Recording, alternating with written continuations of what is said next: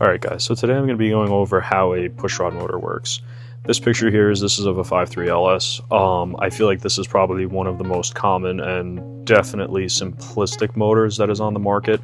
So basically I'm going to try to keep it as simple as I can. I'm going to start from the bottom and work the way to the top, starting with the crankshaft, camshaft, lifters, push rods, valves, rockers, all that good stuff. So starting here, this is the crankshaft. So your crankshaft is going to be the largest internal engine component of all the ones that I'm going to talk about in this series.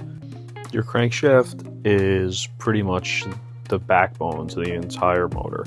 Everything runs off of this. Your camshaft runs off of it, your pistons run off of it. Everything is basically connected one way or another to the crankshaft.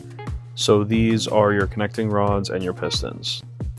Your connecting rods go from your piston to your crankshaft. The pistons obviously sit inside of the cylinders in the motor, and that is what actually turns the crankshaft during the combustion process to allow everything else to run. So your crankshaft is responsible for the compression and the combustion stroke of the combustion process on this motor. I wasn't going to go too in depth on the combustion process. I can do a separate video on that, but in this series I'm just explaining how that process occurs inside of this motor. So that pretty much covers the bottom end on the internal engine components for the most part, at least when it comes to the combustion process. The next video I'm going to cover the timing components and what actually ties in your top end to the bottom end and how all of that works.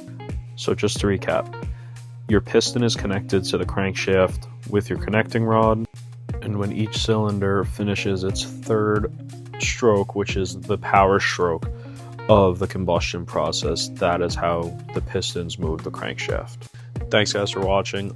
Make sure you tune in for the next part where I go into the timing components and explain how they tie in the top and bottom end to complete the full 4 strokes of the combustion process.